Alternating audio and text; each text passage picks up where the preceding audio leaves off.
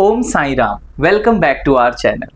आज हम आपको रूबरू करवाने वाले हैं बाबा के एक ऐसे अनन्य भक्त जिनसे जब मैं फर्स्ट टाइम मिला था तो उनकी लाइफ इतनी इंस्पायरिंग है कि मैंने आज तक इस तरह का कोई साईं डिवोटी नहीं देखा जिन्होंने इतनी छोटी कम उम्र में बाबा की टीचिंग्स को अपनी लाइफ में उतारा और उसको फॉलो करते हुए उन्होंने श्री साईं भक्त मंडल 2010 के नाम से एक एक संस्था शुरू की जिससे वो अध्यात्म का प्रचार करते हैं और समाज की सेवा करते हैं। इसके साथ साथ उन्होंने बहुत सारे भजन लिखे और गाए भी हैं और साथ ही साथ बाबा की सेवा में आज भी वह तत्पर हैं अपनी संस्था के साथ। और उनकी लाइफ में बाबा ने जो चेंजेस किए और उनकी लाइफ से हमें क्या सीखने को मिलता है आज हम जानेंगे उन्हीं से ही। आई थिंक ये उनका फर्स्ट पॉडकास्ट है और ये हमारे लिए सौभाग्य की बात है कि वो हमारे साथ पहला पॉडकास्ट कर रहे हैं। तो आइए मिलते हैं और वेलकम करते हैं नवीन सेठी जी का। ओम साई राम भाई। ओम साई राम धीरज जी, मैं बहुत बहुत धन्य हुआ कि मेरा पहला पॉडकास्ट, जिसमें पॉडकास्ट नहीं, इंटरव्यू नहीं, एक सत्संग कहूँगा। बिल्कुल, क्योंकि जहाँ बात बाबा की हो, साईं बाबा की हो या किसी भी ईश्वर प्रभु की हो, जब भी कोई प्रभु का संवाद करता है तो प्रभु वहाँ किसी न किसी रूप में मौजूद ज़रूर होता है। आज का ज़माना उसे भले ही एक इंटरव्यू या पॉडकास्ट की नज़र से देखता है, लेकिन मेरे लिए ये एक सत्संग है। और आपका हृदय से धन्यवाद कि आपने मुझे आमंत्रित किया, और बाबा का हृदय से धन्यवाद कि उन्होंने मुझे इस काबिल समझा कि मैं इस संवाद को कर पाऊँ। और जो भी आपके चैनल से जुड़े साईं भक्त हैं, सभी को मेरी ओर से ओम साई राम। बाबा की कृपा दे आशीर्वाद आप सब पे बना रहे, आप बाबा के नन्हे भक्त रहें। और मैं तो निमित्त मात्र हूँ, कहना यही चाहूँगा कि खसखस जिन्ना कदर ना मेरा। खसखस एक बहुत छोटी, राई से भी छोटी एक पार्ट होता है। खसखस जिन्ना कदर ना मेरा, साहिब हथ वड्याइयाँ, मैं गलियां दा रूड़ा कूड़ा महल चढ़ाया साइयाँ।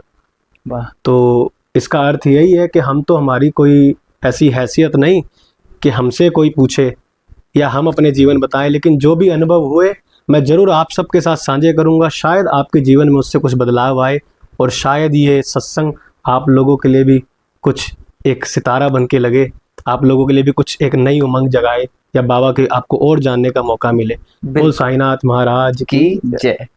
बिल्कुल नवीन भाई, और मैं सच में सबसे पहले तो आपका शुक्रिया करना चाहूँगा मैं भी कि आपने इतने बिजी शेड्यूल में टाइम निकाला। हम काफ़ी टाइम से प्लान कर रहे थे, लेकिन वही है ना, बाबा की मर्जी, जो चीज़ जब होनी है वो तभी होनी है। तो फाइनली आज नवीन भाई हमारे साथ आज हैं। दिन भी बहुत अच्छा है। बाबा ने अगर आज का दिन चुना है तो देखिए, आज कृषि क्षेत्र में देखें तो हमारे समान जो पूरे समाज में किसान है, हमारे पूरे विश्व के, उनके लिए बैसाखी का पर्व बहुत विशेष पर्व है। एग्जैक्टली। और हमारे पूरे विश्व का एक अनूठा धर्म जिसने बताया कि कीर्त करो, नाम जपो और वंड छको। बिल्कुल। दशमेश पिता गुरु गोबिंद सिंह जी ने आज खालसा पंथ की स्थापना की थी, तो उसका भी आज पावन दिन है। तो सारे साईं भक्तों को बैसाखी की भी बहुत बहुत शुभकामनाएं। और ये तो हमारे लिए और स्पेशल परम सौभाग्य है कि आज के पावन दिन हम इस सत्संग को, इस पॉडकास्ट को कर रहे हैं।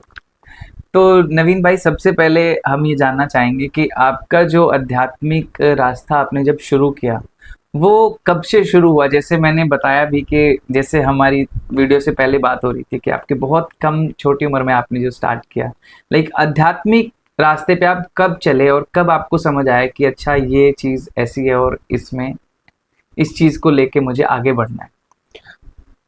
कह सकते हो कि ईश्वर की कृपा या मेरे बड़े बुजुर्गों के कर्म।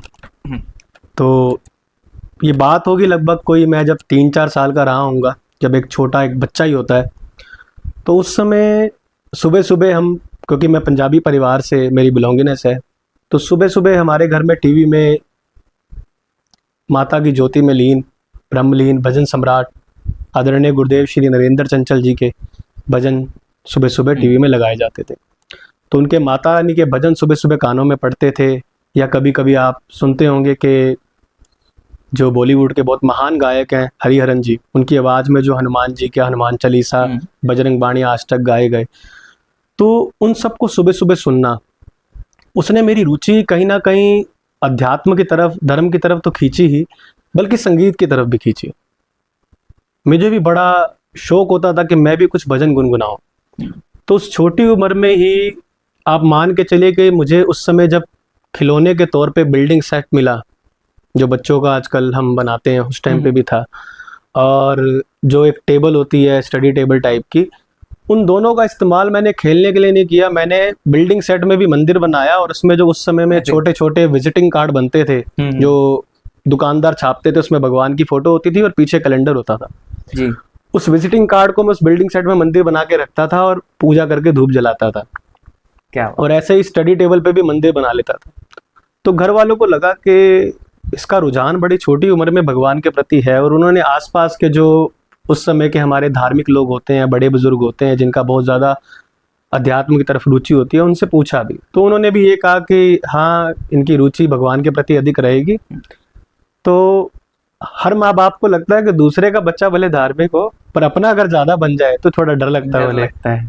तो उन्होंने थोड़ा सा मुझे उस समय समझाया, लेकिन उस ईश्वर की कृपा थी कि उन्होंने मुझे इन सब जगहों से जोड़ना था। तो उन्होंने जब मुझे इन पाठ पूजाओं से थोड़ा सा अलग करने की कोशिश की ताकि मैं शिक्षा भी ग्रहण करूं या सामान्य जीवन जीऊं जैसे सामान्य लोग जीते हैं, पर जो विधि को मंजूर, कुदरती हम लोग एक ऐसी जगह शिफ्ट हुए जहाँ पे गली में गुरुद्वारा था, गुरु घर था। और गुरु घर में जाके मैंने पंजाबी लिखनी पढ़नी बोलनी सीखी, और वहीं से मुझे पहली बार अवसर मिला कि मैंने वहाँ पे गुरु घर में ढोलकी बजाई, और शाम को जो शाम के दीवान सजते हैं वहाँ पे मुझे गाने का मौका मिला। मैंने माइक में वहाँ पे गुनगुनाया, गा तो नहीं सकता गुरु के दरबार में, लेकिन कुछ शब्द गुनगुनाए उस समय।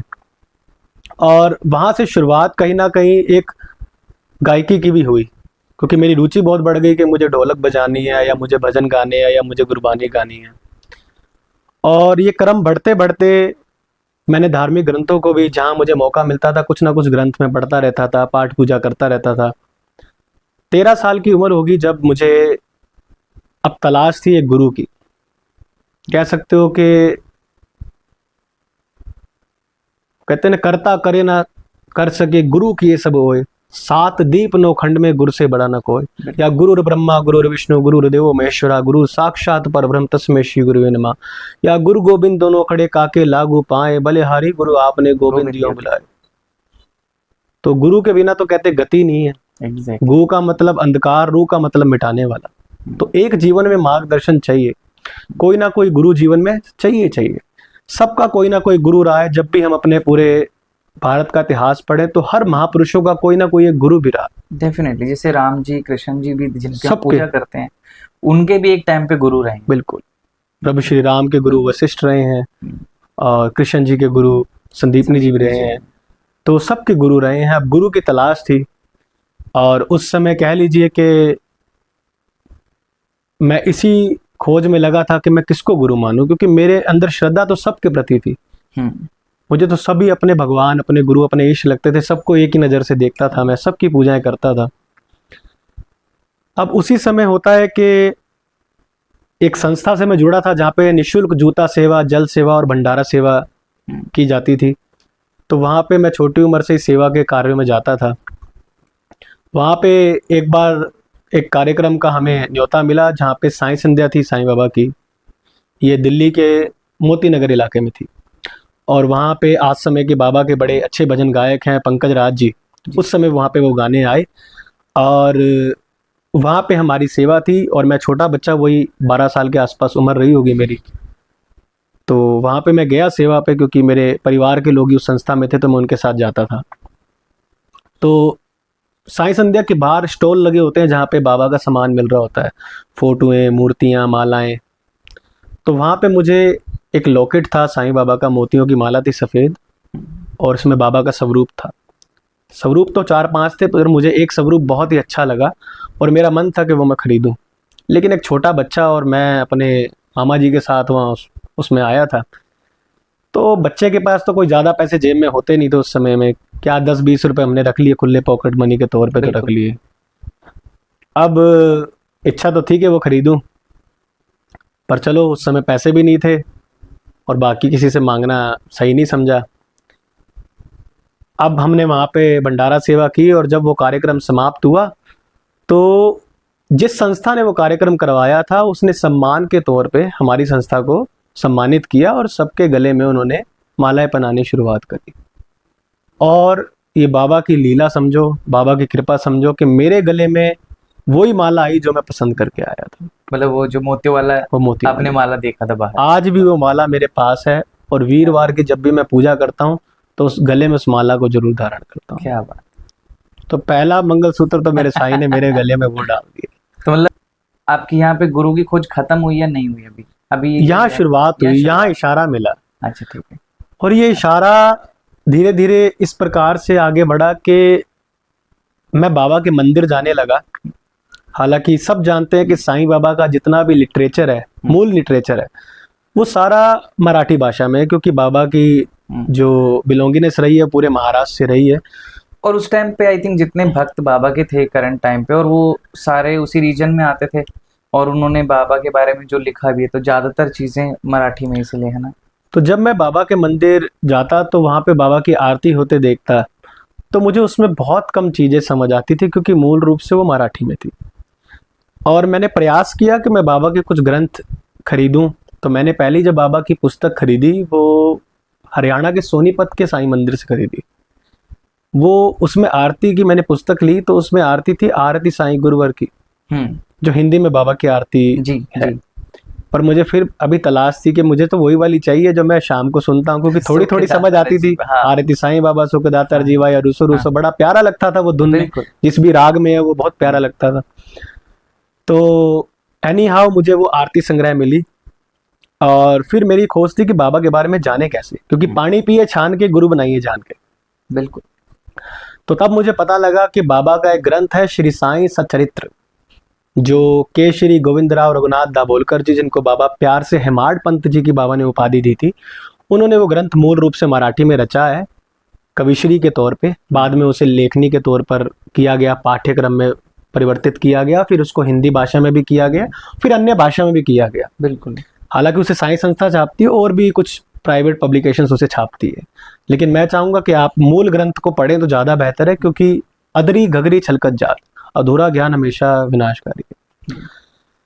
तो बाबा का वो ग्रंथ मिला, मैंने उसे पढ़ना शुरू किया। लकीली मानो कि उन दिनों बाबा का सीरियल भी आता था स्टार प्लस पे, तब आई थिंक वो आता होगा रामानंद सागर जी द्वारा, सबसे पहले वाला। और फिल्म तो हालांकि बाबा की देखी ही थी। तो उसके बाद एक दिन आया ऐसा कि वो था दिन 1 जनवरी 2010 का। नजफगढ़ श्री साईं बाबा मंदिर है दिल्ली में, जिनकी संस्था का नाम शिरडी साईं प्रचार सेवा समिति है।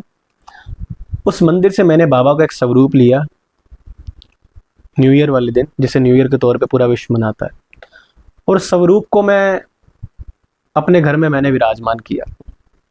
और विराजमान करने के बाद जो मेरे मन के भाव थे, मैंने उस मन के भावों को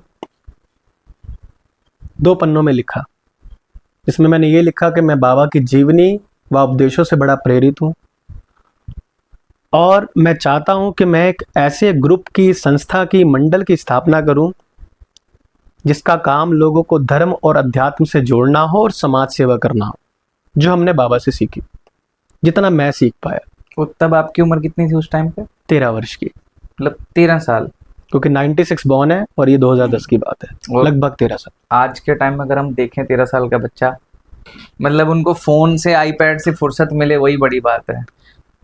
और मेरे लिखे हुए शब्द आज भी मेरे पास मौजूद हैं, जो उस समय मैंने भाव लिखे, और भाव यही थे कि मैं अकेला कुछ नहीं कर सकता। जब 4 उंगलियां एक अंगूठा बनता है तो पूरा हाथ हो जाता है। बिल्कुल। किसी भी चीज को आप पकड़ सकते हैं। 1 और 1 कहते हैं 2 नहीं 11 होते हैं। तो मुझे लगा कि मैं अकेले तौर पे जुड़ूंगा तो शायद उतना ना कर पाऊं, और मैंने ये तय कर दिया था कि मुझे अपने मंडल में केवल उनकी ज़रूरत है जो ईश्वर में आस्था रखते हैं, जो सेवा करना चाहते हैं। मुझे नहीं फ़र्क पड़ता वो किस धर्म से हैं, किस समुदाय से हैं, किस वर्ग से हैं, केवल इंसान होना चाहिए। बिल्कुल। मानवता उसका धर्म जरूर होना चाहिए। तो अक्सर ये बात आती है, लोग कहते हैं यार जवानी है या जो बचपन है ये तो पढ़ाई के लिए है, कि बचपन में पढ़ाई की जाए, जवानी में कमाई की जाए, बुढ़ापे में लेंगे भगवान का नाम। पर मेरी ये समझ थी कि बुढ़ापे में तो हम शायद उस सक्षम रहेंगे भी नहीं। आजकल बीमारियां इतनी है, खान पान ऐसा है, तो उस समय हम ईश्वर का नाम नहीं ले पाएंगे। और जब सबको हम जवानी में चाहिए तो भगवान को हम बुढ़ापे का क्यों दें? बिल्कुल सही चीज है। भगवान के लिए बुढ़ापा नहीं होना चाहिए। और जब आप समझ संभाल लो, जब आपको लगे कि आप सूझबूझ वाले हो गए हो, तो मेरे हिसाब से वो समय सही है कि आप धर्म अध्यात्म से जुड़े। अपने संसारिक कार्य करते हैं उसके लिए कभी किसी ने मना नहीं किया। आप ग्रस्त जीवन में रहते हुए भी धर्म अध्यात्म से जुड़ सकते हैं, समाज सेवा कर सकते हैं। तो मेरा मन था कि मैं उस समय जो भी मेरे से बन पाए, भले ही हम कह सकते हैं ना कि अगर कोई बहुत महंगी चीज कोई बेच रहा हो, आपकी नहीं हैसियत कि आप वो खरीद सकते हैं, लेकिन आप सिर्फ उसकी कतार में जाके खड़े हो जाएं तो आपने एक चीज तो कर ली कि खरीदारों में आपका नाम तो है। खरीद नहीं पाए तो क्या हुआ, खरीदारों में आपका नाम तो है। तो मेरी कोशिश थी हाँ ये भी लेने कि लेने तो ये भी आया है। हम नहीं बन पाएंगे बाबा के उतने बड़े भक्त या उतने बड़े सेवक, क्योंकि हम तो एक कतरा भी नहीं है जितने बाबा के भक्त हैं या समाज में जितने अच्छे लोग करने वाले हैं। अकेले बाबा के नहीं, जो समाज में जिस भी ईश्वर प्रभु में आस्था रखते हैं वो उनसे इंस्पायर होकर बहुत कुछ अच्छा करते हैं। तो हम तो उनके आगे कतरा भी नहीं है। लेकिन मैं कहा शुरुआत तो एक से ही होती है, कोशिश तो करते हैं कि शायद कुछ अच्छा हो, शायद कुछ अच्छा करें। अब उस समय श्री साईं भक्त मंडल 2010 के नाम से संस्था बनाई गई और मैंने सबसे पहले अपने जो पड़ोस में ही थे, जो मेरे हम उम्र थे, उनको अपने साथ जोड़ा और कुछ नहीं किया। शुरुआत दौर में हम लोग साईं बाबा के मंदिर जाना, माथा टेकना, बाबा की आरती अटेंड करना और अपनी पॉकेट मनी से 10-10 रुपए मिलाकर कभी वहाँ पे बिस्कुट बांट देना, कभी आरती संग्रह बांट देना और कभी साईं से चरित्र भी खरीद कर जो बाबा के भक्त हैं उन तक पहुँचा देना। शुरुआत यहाँ से हुई और उसके बाद एक बार दिवाली का दिन था। तो अब भारत में तो यही कल्चर है कि दिवाली का दिन है तो बच्चों को माँ बाप पैसे देते हैं या वो उनके लिए बम पटाखे लेके आते हैं। तो बच्चे क्या करते हैं, या तो कपड़े पहनते हैं बढ़िया या बम पटाखे जलाते हैं या खाते पीते हैं। पटाखे चलाते थे, बच्चों का शौक है। तो मैंने ये सोचा कि नहीं, मैं पटाखे नहीं जलाऊंगा। और जो मेरे उस समय ग्रुप में 2-4 साथ में जुड़े थे मेरे साथीगण, हालांकि बच्चों की टोली थी एक तरह से, तो उन सब ने भी ये तय कर लिया कि हम बम नहीं जलाएंगे। जो बम के पैसे हमें मिलेंगे, हमने क्या किया, जो अपनी गली के आसपास दिए बेचने वाले बच्चे होते हैं जो पटरी लगाते हैं, उन बच्चों के लिए हम कपड़े और कुछ चॉकलेट्स ले गए। क्या? तो उस समय उनको चॉकलेट्स बांटी और कपड़े दिए। तो एक छोटे बच्चे के तौर पे जो अपना खिलौना भी किसी को शेयर नहीं करता, उस समय में ये भावनाएं बाबा की वजह से जागी। और क्योंकि मुझे लिखने का शौक था, मैंने 13 साल की उम्र में भी अपने कुछ चीज़ें लिखनी प्रारंभ कर दी थी। नहीं, बहुत बड़ी ब्लेसिंग है। मतलब ये सोच आना भी बहुत बड़ी बात है। बांटने की तो आप चलो हम बात बाद में छोड़ें, लेकिन ये जो थॉट प्रोसेस है ना कि हमें किसी की हेल्प करनी है और मतलब इस सेवा भाव से करनी है और सबसे इम्पोर्टेंट कि अपनी चीज़ सेक्रीफाइस करके, वो एक ब्लेसिंग से कम नहीं है, मुझे ऐसा लगता है वो। तो उस समय मैंने 2 लाइनें लिखी थी कि फुलझड़ी की रोशनी फीकी पड़ जाती है, फुलझड़ी की रोशनी फीकी पड़ जाती है जब किसी गरीब के चेहरे पे मुस्कान आती है। वाह, क्या बात।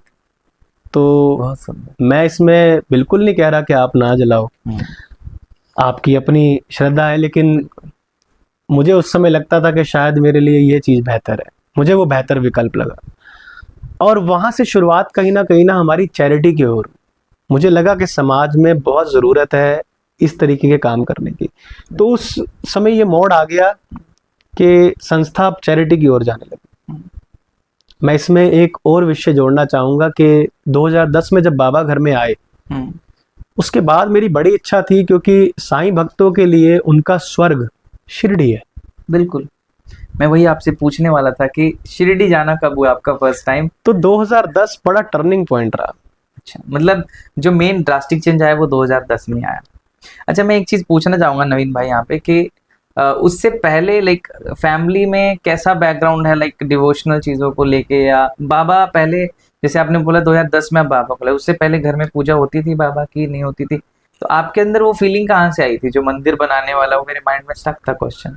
एक हैरानी की बात है कि साईं बाबा का एक मंदिर हमारे घर के नज़दीक था और वहाँ से बाबा का एक स्वरूप मेरे घर वाले लेके आए लगभग 2002 या 3 के आसपास। और वो स्वरूप मंदिर में तो मौजूद था, पर मुझे नहीं पता वो कौन है। अच्छा, मतलब जानते नहीं थे आप? मुझे नहीं पता वो कौन है, क्योंकि मेरी उम्र भी छोटी, बिल्कुल। और उतना ज्यादा मुझे नहीं समझ थी उस समय। पर वो स्वरूप मंदिर में विराजमान था, वो आज भी है। और इतना मुझे ज्ञात है कि मेरे माता पिता तो उतना नहीं जानते थे बाबा के बारे में, लेकिन मेरे परिवार में, लाइक कह सकते हो कि मेरे नाना जी, मेरी नानी जी, या मेरे परिवार में मेरे दूर के मामा जी, वो बाबा के भक्त रहे हैं पहले समय से। सन 2000 से पहले के भक्त रहे हैं, लगभग लगा लीजिए कि कोई 1990 से बाबा का भक्त है, इस प्रकार से। पर मेरा उनसे कोई उतना अभी ताल्लुकात नहीं, मुझे उतनी समझ नहीं थी। और टर्निंग पॉइंट बाबा के प्रति सिर्फ जो रहा ना, वो यही रहा कि घर के पास जो मंदिर था, वहाँ मैंने जब जाना शुरू किया, अचानक से कह सकते हो कि वो जरिए बनते गए। क्योंकि पहला अनुभव ये हुआ जो मैंने आपको लॉकेट वाला बताया। दूसरा अनुभव ये हुआ कि मैंने आपको बताया कि मेरे दूर के मामा जी हैं, एक कजन मामा जी कह सकते हैं आप, जैसे मेरे मम्मी के ताया जी के लड़के हैं, वो भी मामा ही हो गए। बिल्कुल। तो उनका पूरा नाम है शंकर दास केयर जी, हम प्यार से उन्हें वीरे मामा कहते हैं। तो वो अक्सर शिरडी जाया करते थे, पूरा ग्रुप लेके उन्होंने शिरडी जाना, और वो काफी पुराने समय से शिरडी जा रहे हैं, बाबा के बड़े नन्हे भक्त हैं वो। तो मेरी इच्छा थी कि मैं अब बाबा का स्वरूप तो घर ले आया, और बाबा को अपना गुरु मान लिया, खुद से ही मान लिया, खुद से मान लिया, लेकिन अभी वो कुछ ऐसा क्लियर हुआ नहीं। लेकिन अब बाबा से तो मिले आशीर्वाद कि मैंने कबूल किया, कि मैंने स्वीकार किया। तो मेरी इच्छा थी मैं शिरडी जाऊं। अब 13 साल का बच्चा, स्वाभाविक है कि वो अकेले जाने के लिए तो सक्षम नहीं है, इतनी दूर, 1500 किलोमीटर दूर है दिल्ली से। तो परिवार के लोग जाएंगे, और उस समय के हिसाब से अपना अपना एक खर्च भी लगना था तय। अच्छा, उतने सक्षम भी नहीं था मैं कि मैं उन सारे तरीकों से जा पाऊं। इच्छा बहुत थी। तो उनका ट्रिप उन दिनों जाना था शायद मई या जून में, 2010 में, मई जून के एंड में ही जाता था। फरवरी में उसकी टिकटें होती थी। तो मैंने इच्छा प्रकट की, पर घर वालों ने कहा कि अभी उतनी व्यवस्था नहीं है कि सब जा पाएँ, और अकेले हम भेज नहीं सकते, तो फिर कभी। अब मैं था तो जिद्दी, मेरी बड़ी इच्छा, मैं स्कूल जाने से पहले, क्योंकि बाबा के प्रति भक्ति उस समय बड़ी, कहते हैं ना, एक तूफान पे थी, पूरे उफान पे। तो बाबा के मंदिर माथा टेकते हुए मैं जा रहा हूँ अपने स्कूल। तो जब मैंने माथा टेका तो वहाँ पे एक बाबा के मंदिर के पुजारी, उन्होंने मुझे आवाज़ दी, कहते इधर आओ। मैं उनके पास पहुँचा। मैंने उनसे तब से पहले उनको कभी नहीं देखा था। तो उन्होंने मुझे बोला कि आपका क्या नाम है? मैं कहा नवीन सेठी। कहता स्कूल जा रहे हो? मैं कहा हाँ जी। तो कहते कि बहुत ज़िद्दी हो बेटा तुम। मुझे लगा पता नहीं क्यों मुझे ज़िद्दी कह रहे हैं, मैंने उतना गौर नहीं किया।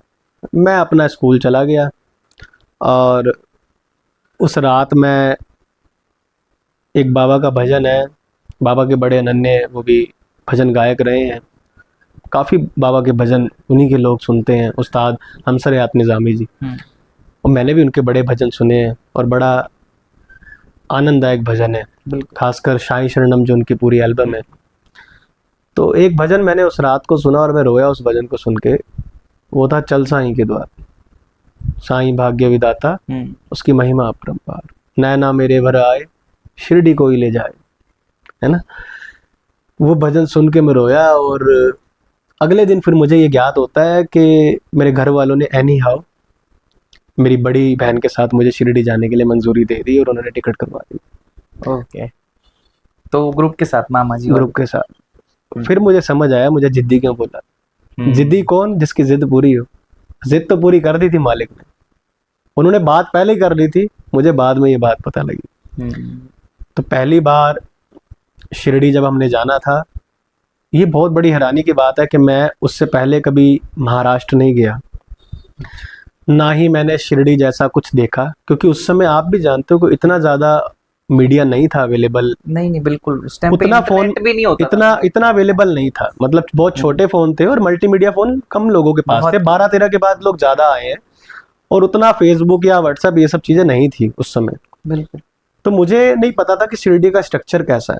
लेकिन शिरडी जाने से पूर्व भी मुझे एक दिन स्वप्न आता है, और जिस तरीके का पत्थर शिरडी की पूरी कलाकृति में यूज हुआ है ना, सेम उसी स्ट्रक्चर का मैं एक मंदिर अपने सपने में देखता हूँ। अच्छा, शिरडी जाने से पहले। और हैरानी की बात, जब मैं शिरडी पहुंचता हूँ, और मेन मुझे क्या याद रहा, जो ब्राउन एम्ब्रॉयडरी से शिरडी की सारी जगह लक्कड़ की वुडिंग एम्ब्रॉयडरी हो रखी है शायद, और जो एक स्लेटी से कलर का डार्क ग्रे कलर का पत्थर है, उसी पत्थर में मैं पूरा एक मंदिर देखता हूँ।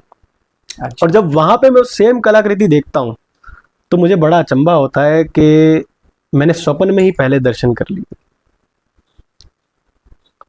और जब मैं शिरडी पहली बार जाता हूँ तो अक्सर एक भक्त की इच्छा होती है ना कि वो भाई बाबा के लिए माला ले, फूल ले, प्रसाद ले, वस्त्र ले, या लुभान गूगल जो जो चीजें चढ़ाई जाती हैं किसी तीर्थ स्थल पर, किसी मंदिर पर, वहां की विशेष चीजें वो लेके जाता है। मैं खाली हाथ गया, मैं कुछ नहीं ले गया, क्योंकि मुझे लगा कि मैं उस मालिक को तो कुछ नहीं दे सकता। और पहली बार जाना था तो मैं जब बाबा के सामने था, तो जो हर साईं भक्त के साथ होता है कि उसके रोंगटे खड़े होते हैं, अश्रुधारा प्रवाहित हो रही होती हैं, और वो वहां जाके न्यूट्रल हो जाता है।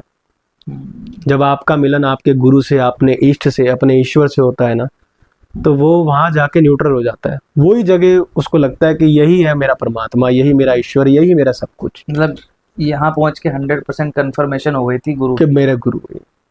और वहां मैंने बाबा को बोला कि बाबा, मैं चढ़ाने के लिए कुछ नहीं लाया, मैं अपने आप को आपको चढ़ाता हूँ। आप चाहो तो मेरा जीवन आप इसी वक्त यहीं समाप्त कर दो, क्योंकि मेरा जीवन सफल हुआ। मुझे जीवन में इससे बढ़कर कुछ नहीं चाहिए था।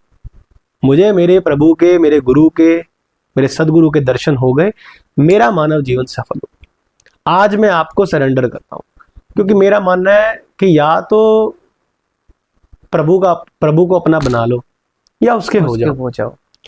वहां मैंने सरेंडर कर दिया, और मैंने कहा कि मैं जब तक जीवित हूं, मेरे अंतिम श्वास तक, मेरे सदगुरु, मेरे गुरु, मेरे साईनाथ। उसके बाद से निर्णय हुआ मेरे अंदर, मैंने संकल्प ले लिया, और बाबा का आशीर्वाद रहा कि बाबा ने उसके बाद से मुझे लगातार ही शिरडी बुलाया। सिर्फ शायद एक ही वर्ष ऐसा रहा जो कोरोना काल का रहा था, उसके अलावा कोई भी ऐसा वर्ष नहीं गया कि बाबा ने मुझे शिरडी ना बुलाया हो। और लगभग उल्टा कई बार ऐसा भी हुआ कि मैं साल में 2 बार भी गया हूँ। और जो बच्चा उस समय शिरडी जाने के लिए तरसता था, बाबा का आशीर्वाद रहा कि हमारे श्री साईं भक्त मंडल 2010 ने 2015 से अपनी खुद की शिरडी यात्रा ले जानी प्रारंभ कर दी। क्या बात। और उसमें बाबा का आशीर्वाद रहा कि उस यात्रा में पहले हमने प्रसाद वितरण किया शुरू में, फिर प्रसाद वितरण के बाद बाबा का आशीर्वाद रहा, भक्त जुड़ते गए, भक्तों ने जो सहयोग दिया तन मन धन से, भंडारा होने लगा। भंडारा के बाद बाबा की शोभा यात्रा पालकी हम निकालने लगे, जो साईं आश्रम से लेकर खंडोबा मंदिर में माथा टेक के द्वारका माई चावड़ी समाधि मंदिर तक निकलती। फिर बाबा का आशीर्वाद रहा, पिछले वर्ष हमने वहाँ पे भजन संध्या भी करी, तो पालकी भी, भंडारा भी, भजन संध्या भी। और मैं बहुत बहुत धन्यवाद करता हूँ श्री साईं बाबा संस्थान का, क्योंकि उन्होंने शताब्दी मंडप में पूरी व्यवस्था करी उसकी। और आप कह सकते हो कि 1 भी रुपया उन्होंने मुझसे नहीं लिया। पूरा शताब्दी मंडप दिया कार्यक्रम करने के लिए, लाइव टेलीकास्ट अपने चैनल पे करवाया जो आज मौजूद है, पूरी साउंड की व्यवस्था दी, सब संस्थान की तरफ से। और मैंने बताया कि जैसे मुझे भजन गाने का शौक, 13 वर्ष की उम्र में मैंने भजन लिखने प्रारंभ कर दिए और भजन गाने प्रारंभ कर दिए, और मैं भजन गाता गया। उस समय कीर्तन भी की, कीर्तन, संध्या, चौकी, जागरण सब किया मैंने। लेकिन मेरे लिए सबसे बड़ा क्षण था जब मैंने एक बार बाबा के समाधि मंदिर के अंदर भजन गाए, बाबा के सम्मुख बैठकर, जो चबूतरा बना हुआ है, जो मुख द्वार में, जहाँ पे आज के समय में सुबह अभिषेक पूजा की जाती है। जी। 7 से 8 और लगभग शायद 9 से 10 अभिषेक पूजा होती है, सत्यनारायण पूजा, अभिषेक पूजा हो। अच्छा। तो वहां पर मैंने बाबा के भजन गाए। और दूसरा सौभाग्य पिछले वर्ष रहा, जब 31 अगस्त को साईं बाबा जो मंडल है हमारा, श्री साईं भक्त मंडल, इसके द्वारा जब साईं संध्या की गई, और वहां पर जब मैंने भजन गाए, और जब संस्था से बाबा के जो भक्त आए, संस्था वालों ने आकर जब मुझे दुशाला बाबा की भेंट की और एक नारियल भेंट किया और बाबा के दक्षिणा स्वरूप मुझे आशीर्वाद स्वरूप भेंट दी उन्होंने, तो मेरे लिए मेरे जीवन का सबसे बड़ा क्षण वो था। शायद उससे बड़ा मेरे लिए भारत रत्न वही है।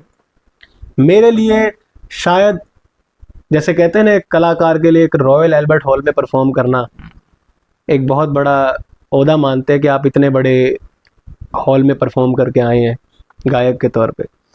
तो मेरे लिए मुझे लगता है कि शायद सबसे बड़ा मंच वही, जब पिछले वर्ष मैंने वहाँ पे जब गाया बाबा के दरबार में, तो इस प्रकार वहाँ पे साईं संध्या हुई। और फिर साईं भक्त मंडल जो है धीरे धीरे समाज के कार्य करने लगा। हमने तय कर दिया कि हर वर्ष शिरडी यात्रा जाएगी, हर वर्ष हमारा स्थापना दिवस, क्योंकि 1 जनवरी को बाबा तो घर में आए, साथ साथ संस्था भी बनी, तो 1 जनवरी को हम बाबा का जन्मदिन भी मनाते और अपनी संस्था की एनिवर्सरी भी मनाते। धीरे धीरे भक्त जुड़ने लगे, सदस्य के तौर पे संस्था के सदस्य जुड़ने लगे, और समय ऐसा आता गया कि फिर हमने शुरुआती दौर में ये भी कहा कि संस्था को 2 पार्टों में डिवाइड कर दिया, एक प्रमोट स्पिरिचुअलिटी और एक सोशल वेलफेयर। अब सोशल वेलफेयर में जो मैंने मुख्य चीज़ें रखी वो ये था कि हम एक तो गौशाला जाएं, जहाँ पे जो हमारी, जिन्हें हम गौ माता कहते हैं, वहाँ पर हम गुड़, चारा, चोकर, दलिया ये सब दें, और जब भी ज़रूरत हो उन्हें, तो कुछ गायें बीमार हो जाती हैं तो उनके लिए कुछ दवाइयों की ज़रूरत होती है गौशाला में, तो उसके लिए समय समय पर सेवा देते रहे, जो भी ज़रूरत है इस टाइम उनकी ज़रूरत है। फिर एनिमल केयर का भी हमने शुरू किया। अब उसमें चाहे पक्षियों को दाना देना हो या कुत्ते और बिल्लियों के लिए दूध हो, ब्रेड हो, तो जो भी अन्य, क्योंकि ये आप दिल्ली में है पशुआलय, आप संजय गांधी करके है, वहाँ पे आपको बहुत सारे मिलते हैं जानवर, तो वहाँ पे आप उनकी सेवाएं कर सकते हैं जाके, और गौशालाएं तो मिल ही जाती हैं आपको इर्द गिर्द। फिर हमने ये भी क्रम स्टार्ट किया 2012 में कि हम नजफगढ़ साईं बाबा मंदिर जो है वहाँ पे प्रसाद वितरण करेंगे। तो शुरुआती दौर में तो उतने सक्षम नहीं थे, खाली कभी बिस्कुट बांट दिए, कभी फ्रूटी बांट दी, कभी फल बांट दिए। फिर धीरे धीरे बाबा का आशीर्वाद रहा, फिर भंडारा होने लग गया, तो अब तो भंडारा होता है। वो 2012 से जो क्रम चल रहा है, शायद कोरोना में कुछ समय के लिए बंद हुआ हो, लेकिन बाकी निरंतर वो भंडारा होता रहता है। तो अभी कुल मिला के कितने लोग हैं आपके इसमें मंडल संस्था में? आप कहेंगे तो लगभग 35 के करीब मेंबर हैं जी, और हमारे साथ कुछ 20-25 वो दानकर्ता जुड़े हुए हैं, बाबा के अनन्य भक्त, जो समय समय पर हमें किसी ओकेजन्स पे दान देते रहते हैं। मेंबर जो है वो हमेशा फिक्स ही देते हैं डोनेशन जो तय है मेंबरशिप की, और दान करता अपनी इच्छा से जब भी हमारी कुछ ना कुछ ओकेजन होते हैं वहाँ पे देते हैं। बाकी हमारा मंत्रिमंडल है पूरा, उसमें अभी प्रधान सेवक के तौर पे, प्रधान तो मैं नहीं कहूँगा, बाबा ही हैं चलाने वाले, लेकिन कहते हैं कि वो बस एक किसी को इंजन बनना पड़ता है, एग्जैक्टली तो उसी तौर पर मैं उस कार्यभार को संभाल रहा हूँ।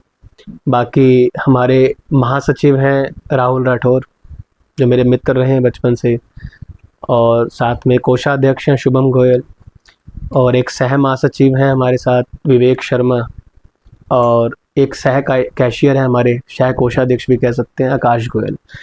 तो मुख्य ये अभी 5 लोगों की टीम है, और बाकी सब सदस्य हैं हमारे, कुछ शिरडी यात्री हैं, कुछ दान करते हैं, जिनकी वजह से ये संस्था चल रही है। फिर हमने धीरे धीरे वृद्धाश्रम में जाना प्रारंभ किया, फिर अनाथालयों में जाना प्रारंभ किया, और जो मुख्य है मेरा वो वृद्धाश्रम, अनाथालय, गरीब ज़रूरतमंदों की सहायता, गौ सेवा व पशुओं की सेवा, ये सारा हो गया आपका सोशल वेलफेयर का पार्ट। और प्रमोट स्पिरिचुअलिटी का पार्ट हो गया हमारी शिरडी की यात्रा, हमारी संस्था का एनिवर्सरी डे, या जो भी हम कल्चरल एक्टिविटीज़ करते हैं, जो भी त्यौहार आते हैं, उन त्यौहारों पे हम कोशिश करते हैं कि कुछ ना कुछ पूजा पाठ भी हो जाए, ताकि लोग धर्म अध्यात्म से भी जुड़े रहें, और उसी दिन को एक सेवा के तौर पे भी मनाया जाए। समाज सेवा भी उसी पे कर दी जाए, क्योंकि एक एग्जांपल ले लीजिए आप लोगों के, जैसे मान लो कि अभी रामनवमी का उत्सव गया है, तो रामनवमी के उत्सव पे नजफगढ़ साईं बाबा मंदिर में पहले संस्था ने भंडारा किया, फिर वृद्धाश्रम में हमने राशन दिया, और गौशाला में जाके चारा हो गया, गुड़, चोकर, दलिया, ये सब वहाँ पे हमने दिया। तो पर्वों को इस तरीके से मनाया जाए तो बेहतर है, क्योंकि इसमें आपकी भक्ति भी हो जाएगी, समाज सेवा भी हो जाएगी। फिर संस्था ये सब कार्य करने लग गई। आज भी ये संस्था ये सब कार्य कर रही है, और जो भी समय मिलता है, क्योंकि हर धर्म में कहीं ना कहीं बताया गया है कि जो भी आप कमाई करते हैं, उस कमाई का कुछ हिस्सा अगर आप अच्छे कामों में लगाते हैं तो आपकी कमाई जो है वो शुद्ध हो जाती है। मैं ये नहीं कहता कि आप बीमार नहीं पड़ोगे, लेकिन कह सकते हो कि अगर आपका धन दान पुण्य सेवा भक्ति में लगता रहेगा, समाज सेवा में लगता रहेगा, तो शायद उसकी जो परसेंटेज है वो बहुत कम होगी, कि आपको बहुत कम मौका मिले कि आपका पैसा किसी गलत जगह खर्च, क्योंकि भगवान उसमें बरकत भर देंगे। एग्जैक्टली। तो इसी तरह से हर धर्म में कहीं ना कहीं बताया गया कि हमें कुछ हिस्सा, कुछ अंश अपने धन का निकालना चाहिए। ऐसे ही अपना समय भी निकालना चाहिए। अगर दिन के 24 घंटे हैं, उसमें हम उठ रहे हैं, नहा रहे हैं, खा रहे हैं, पी रहे हैं, अपने बाकी दिनचर्या को जी रहे हैं, तो एक समय ऐसा होना चाहिए जब हम बैठकर ध्यान लगाएं, जब हम बैठकर पूजा करें। अब उसमें उपासना दोनों हो सकती हैं। बिल्कुल। सामान्य तौर पर देखो कि हम सभी सगुण उपासना करते हैं, जिसे हम सकार पूजा अर्चना कहते हैं, क्योंकि हम निराकार या निगुण उपासना इसलिए नहीं कर पाते क्योंकि हम लोग उतने सक्षम नहीं है, सक्षम भी नहीं है, क्योंकि उसके लिए उतना ध्यान अपनी इंद्रियों को जागृत करना पड़ता है, और उसके लिए समय चाहिए, समय भी चाहिए। दूसरा मेन बात ये भी आती है कि जब हम गणित पढ़ते हैं, मैथ्स पढ़ते हैं, उसमें कभी कभी आपने देखा होगा कि हम उत्तर निकालने के लिए कह देते हैं कि x मान लेते हैं, या लेट 100। तो जब हम मान लेते हैं कि हमारे सामने जो स्वरूप है, चाहे आपने कोई एक चित्र रख लिया या मूर्ति रख ली किसी भी भगवान की, गुरु की, ईश्वर की, फिर आप उनको निहारते हैं, उनका श्रृंगार करते हैं, उनकी पूजा करते हैं, वहां बैठकर ध्यान लगाते हैं, तो शायद आपके लिए आसान हो जाता है सगुण उपासना से निर्गुण उपासना की ओर। यही शायद एक विधान रहा होगा, इसलिए जो हमारे जितने भी बड़े बुजुर्ग हैं उन सब ने ये पाठ पूजा विधि विधान बनाए हुए, क्योंकि सबके पीछे कुछ ना कुछ लॉजिक है कि अगर हमें पता है कि जो जिसे हम तुलसी माँ कहते हैं, आप जानते हैं कि वो कितनी अच्छी औषधि है, जिससे कितनी बीमारियां दूर हो सकती हैं, इम्यूनिटी बूस्टर है, तो उसको हमारे बड़े बुजुर्गों ने, ऋषि मुनियों ने कह दिया कि वो पूजनीय है, इसलिए पूजनीय कर दिया ताकि लोग उनका सम्मान करें, उनको संरक्षित करें। एग्जैक्टली। आपको पता है कि पीपल हमें इतनी ऑक्सीजन देता है, सबसे ज्यादा, ठीक है, सबसे ज्यादा ऑक्सीजन देता है, इसलिए उसको पूजनीय बनाया गया ताकि लोग उसको काटे नहीं, उसका सम्मान करें, उसकी पूजा करें। तो हर चीज के पीछे कोई ना कोई एक फैक्ट जुड़ा होता है। जब हम घर में कपूर जलाते हैं तो कैसे घर का एटमॉस्फेयर सकारात्मक होता है, और कहते हैं कि हवा में अगर कोई कीटाणु है वो भी मार देते हैं। तो सब चीजों के पीछे यही है। तो यही था कि मैं आगे धार्मिक बनता गया, ये सब बाबा के जुड़े कार्य होते गए। नवीन भाई, अभी जैसे हम एक जन्मदिन की बात कर रहे थे, मैंने ऐसे ही रैंडम एक वीडियो देखी थी कि बहुत से साईं भक्त हैं, या वो साईं भक्त नहीं, आई डोंट नो, वो बाबा का जन्मदिन सेलिब्रेट कर रहे हैं, है ना। पर जैसा कि हमें पता है कि उनका आज तक तो कभी कुछ प्रूफ हो ही नहीं पाया, और ना कभी होगा कि बाबा कब पैदा हुए, कब की उनका बर्थ था या क्या था। तो इस तरह बाबा का हर तरीके से बर्थडे बनाना, आपको कैसा लगता है इस चीज पे? मतलब देखो, मैं अपने विचार रखूंगा, हालांकि हो सकता है कि बहुत लोग उससे सहमत हो या ना भी। पहली चीज तो मेरे मायने में आप साईं शब्द को समझो। पहले ये शब्द क्या है, क्योंकि नाम की बड़ी महिमा है। सब जगह देखो तो वो हर कोई बोलता है कि नाम जपो, नाम जपो, बिल्कुल, नाम सत्य है। जब हम जाते हैं, जो अंतिम शैया में जाएं, तो सब लोग जिसको छोड़ने जा रहे होते हैं वो यही बोलते हैं कि राम नाम सत्य है, सत्य बोलो गत है। यानी कि नाम सत्य है, नाम की बहुत महिमा है, नाम सिमरन की बहुत महिमा है। तो मेरे नजरिए में जो साईं शब्द है, पहले इसको समझना जरूरी है। अब साईं को आप साक्षात ईश्वर कहें, स्वयं ईश्वर कहें, सदगुरु ईश्वर कहें, साचा ईश्वर कहें, या सोल अटैच विद इनर कहें। अगर हम गुरुबाणी पढ़ते हैं तो उसमें साईं शब्द का बड़ी बार जिक्र है, बहुत बार जिक्र है। मैं चारे कुंडा बालिया तुझ जय वडना साईया, या जब राज साहब का पाठ करते हैं वहां पे आता है कि तू सचियार मेडा साईं जो तू पावे सोई थी सी। वहां पे साईं शब्द यूज किया गया है मालिक के लिए, प्रभु के लिए। मालिक और प्रभु को साईं माना गया है। उस शब्द की महिमा बता रहा हूं। उसके बाद जब हम सिंधियों में देखते हैं तो सिंधियों में ये कल्चर है कि वो अपने बड़े बुजुर्गों को सम्मान पूर्वक साईं शब्द से बुलाते हैं। वो सम्मान के तौर पे साईं शब्द का इस्तेमाल करते हैं सिंधी भाषा में। जब हम पर्शियन लैंग्वेज में देखते हैं, फारसी जिसे हम कहते हैं, तो वहां पे जो भी सूफी संत और फकीर होते हैं उनकी उपाधि के तौर पे साईं शब्द दिया जाता है। उनके आगे साईं लगा दिया जाता है। साईं लगा दिया। और हमारे भारत के बहुत बड़े संत कवि संत कबीरदास जी, जब हम उनके दोहे पढ़ते हैं उनमें भी आता तो उनके दोहों में आता है कि साईं इतना दीजिए जामे कुटुम समाए, मैं भी भूखा ना रहूं तेरे साधु न भूखा जाए, या जाको राके साईया मार सके ना कोई, बाल ना बाका कर सके जो जग बैरी हो। उन्होंने यहाँ पे साईं शब्द का इस्तेमाल किया ईश्वर के पर्यायवाची के रूप में। ईश्वर, भगवान, अकाल पुरख, परवरदिगार, जो भी कह लीजिए। तो साईं शब्द तो वहां से है। बिल्कुल।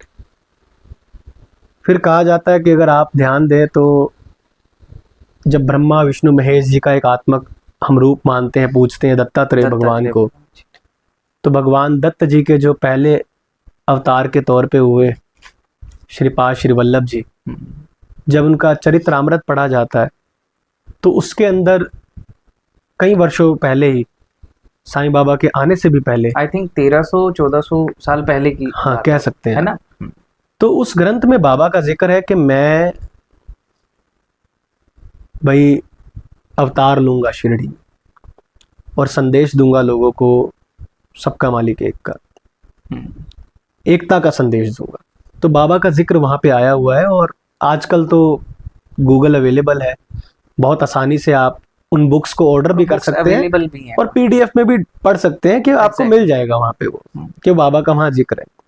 और कहा जाता है कि बाबा को जब सबसे पहली बार, अगर माना जाता है अनुमानित कि बाबा का जन्म लगभग किस ईयर में हुआ होगा उनकी एज कैलकुलेशन के हिसाब से, तो वो 1838 माना जाता है कि लगभग 1838 के आसपास बाबा का जन्म हुआ होगा। लेकिन बाबा किस धर्म में जन्मे, किस समुदाय में जन्मे, किस वर्ग में जन्मे, किस क्षेत्र में जन्मे, या उनका कुल क्या था, ये सटीक जानकारी किसी के भी पास नहीं है। अगर कोई आपको दे रहा है तो आप समझ लीजिए कि वो सटीक नहीं है, वो है ही नहीं, फैक्ट नहीं। वो उनकी श्रद्धा हो सकती है एग्जैक्टली, लेकिन वो फैक्ट नहीं हो सकती। इसका सबसे बड़ा उदाहरण आप ये ले सकते हो कि अगर आज पता होता किसी को कि साईं बाबा का परिवार कौन है, तो आज इतनी बड़ी संस्था, आप कह सकते हो कि विश्व की बहुत बड़ी संस्था है। एग्जैक्टली। भारत के बहुत अधिक जहाँ पे श्रद्धालु आते हैं, दान आता है, ऐसे मंदिरों में नाम आता है शिरडी का, शिरडी ट्रस्ट का। तो क्या उनके परिवार का, रिश्तेदारी का कोई व्यक्ति आगे आके खड़ा ना होता अपना स्वामित्व जमाने के लिए कि वो मेरे रिश्तेदार हैं या मेरे परिवार के हैं, मेरे जो भी हैं, वो संस्था में कोई बड़ी पदवी ना लेके बैठे होते? नहीं आया कोई। और कबीरदास जी ने कहा है, जात ना पूछो साध की, पूछ लो जो गान, मोल करो तलवार का, पड़े रहने दो म्यान। तो बाबा को आप किसी धर्म से नहीं जोड़ सकते, वो धर्म से तो ऊपर है। हाँ, आप जिस भी धर्म के हो, बाबा का तो यही कहना है, आप जिस भी धर्म के हो आप उसका सच्ची निष्ठा से पालन करो। एग्जैक्टली। और उस धर्म में रहते हुए आप बाबा को मान सकते हो, क्योंकि बाबा को मानने वाला अपना कोई धर्म थोड़ी बदल रहा है। बिल्कुल, हर धर्म के लोग, हर धर्म का लोग मानते हैं।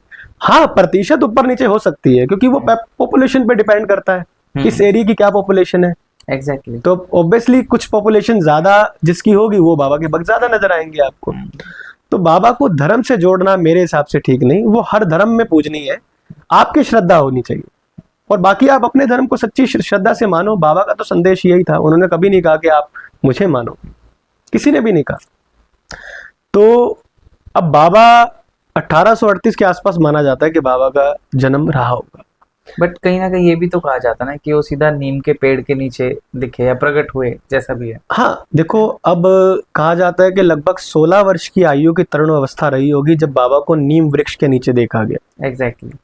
और बाईजा माई ने देखा, है ना। सबसे पहले उन्होंने देखा या उनको भोजन दिया और उन्होंने देखा कि भाई वो बिल्कुल ध्यान में बैठे हैं। अब यहाँ देखने वाली बात है कि देखो, एक तो सबको पता है कि बाबा ने जीवन भर विवाह नहीं किया। दूसरी चीज ये भी आप सबको पता होगा कि बाबा उस समय नीम के पेड़ के नीचे बैठ के ध्यान लगाते थे। बाबा खंड योग और धोती क्रिया जैसी योगिक क्रियाएं करते थे। ध्यान लगाना, खंड योग और धोती क्रिया करना, यानी कि बाबा योगी भी थे। योगी थे, बिल्कुल। इतनी ऊंचाई पर रस्सी बांधकर, एक लकड़ी का फट्टा लगाकर उस पर चढ़कर सोना, ईंट का सिराना लेना, ये योगी कर सकता है, आम इंसान की बस की आम इंसान नहीं कर सकता। फिर भिक्षावृत्ति से उन्होंने अपना जीवन जिया, एक साधु की तरह। दर पर जो भी आया, चाहे बाबा ने उसे भभूति दी हो, चाहे बाबा ने उनका कोई भी उपचार किया हो, लेकिन अपने दर पे आए हुए को कभी मायूस नहीं जाने दिया। चाहे उसको कोई भी पीड़ा रही हो, शारीरिक रही हो, मानसिक रही हो, या अन्य कोई भी संकट रहा हो, तो समाज सेवा भी की है उन्होंने। और भले ही उन्होंने जीवन भर खुद ग्रंथों का अध्ययन ना किया हो, लेकिन जो बड़े बड़े ज्ञानी लोग भी उनके पास आए, तो बाबा ने, आप सचरित्र पढ़ेंगे तो ऐसी ऐसी श्लोकों का व्याख्या कर दी जो शायद एक बहुत ज्ञानी पुरुष भी नहीं कर सकता। आई थिंक एक किस्सा नाना साहेब चांदोरकर का जी का था ना, गीता के बारे में बीच में आया था।